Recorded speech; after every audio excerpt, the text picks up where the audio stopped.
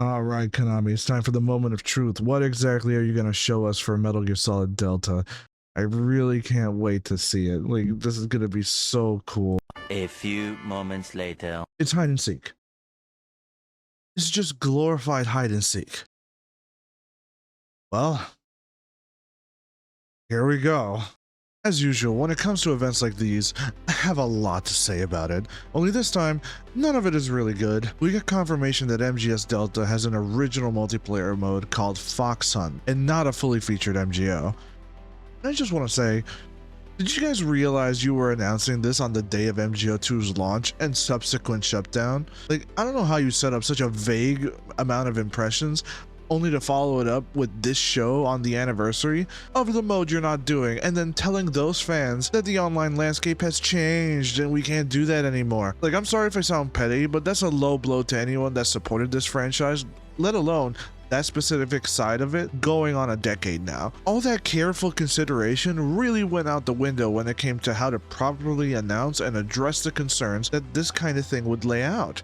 Yeah, sure, we have the production hotline later, but this is why I'm being so raw right now. These are my raw feelings. I won't have time to process and say something constructive before that hotline comes out. So, I say this in advance. I'm gonna need heavy, and I mean heavy convincing, that this mode is going to be worth my time at all, let alone playing it in the first place. There's no actual confirmation on how any of this works, so I'm not speaking on the idea of it too much. I'm speaking on how big this is actually going to end up being. Think of it like this: MGO was fully featured.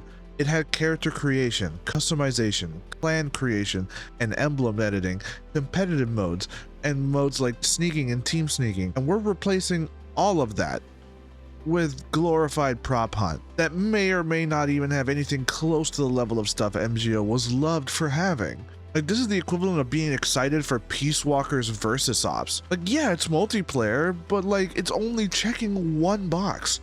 There's tons of other games to play instead of that. FOXHUNT looks cool, don't get me wrong, but if that's all it is, can you blame me for being disappointed? Like, I'm sure it's a cool idea, but is it something that we're going to be playing till the next Metal Gear related thing comes out? MGO2 shut down 13 years ago, and people are still dedicated and playing it to this day because it has something that hasn't been replicated anywhere. We can officially play MGO3 right now. It's still available, but are we? I know I ain't, and that's what ultimately leaves me feeling disappointed. I believe MGS has the capacity to go big with its multiplayer because its gameplay is such a solid foundation that you can really take it into multiple directions. MGO2 was their shot at doing it.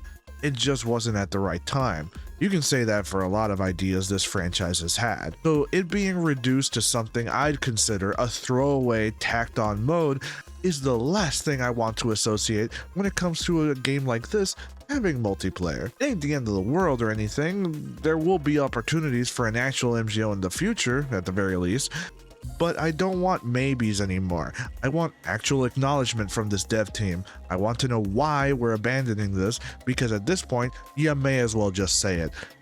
They want nothing to do with MGO2, they want nothing to do with MGO as a whole, and this is something that we've all seen and felt for years based on how interactions with this company has gone, me included. Like, they somehow managed to give us something even smaller than MGO3.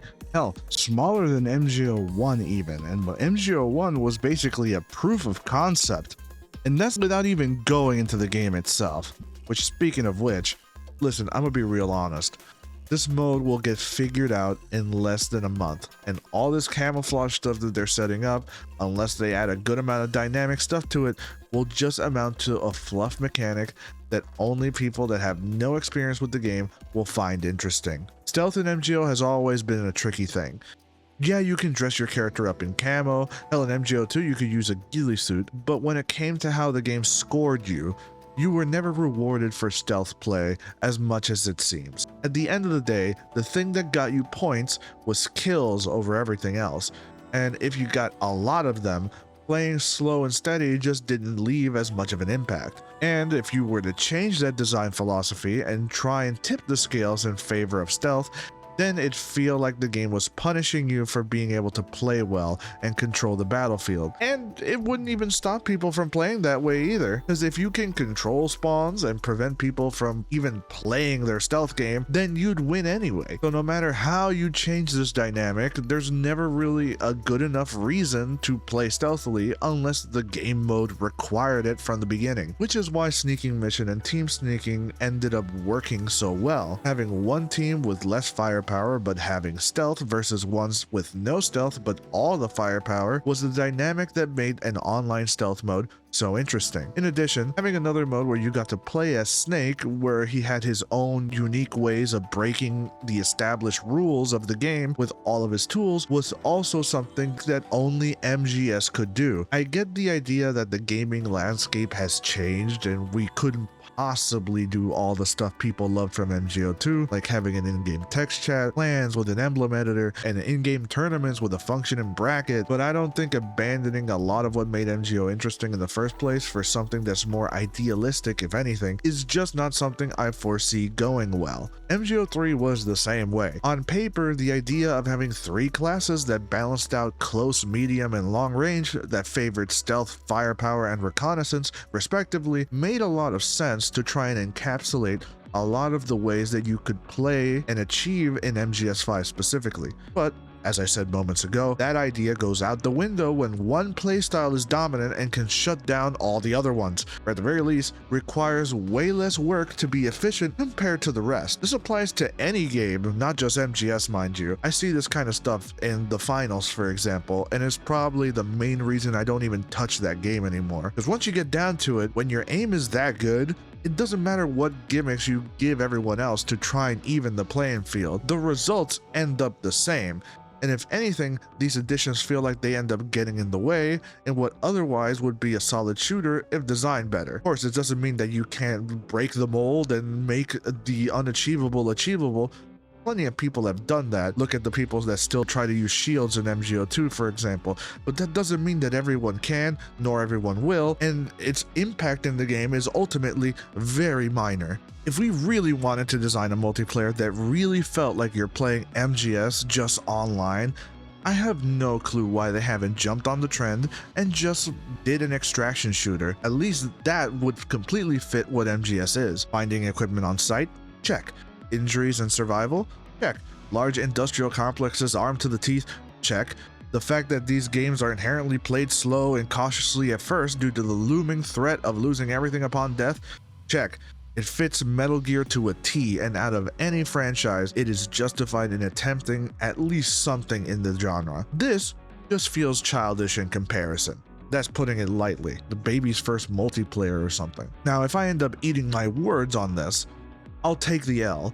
I already had to take it since I hyped up the possibility of this being MGO in the first place, so I'm willing to do it again. Konami has a lot to prove in the upcoming production hotline, and you better believe I'll be breaking down everything I could possibly see if they give us a more in-depth look at FOXHUNT there.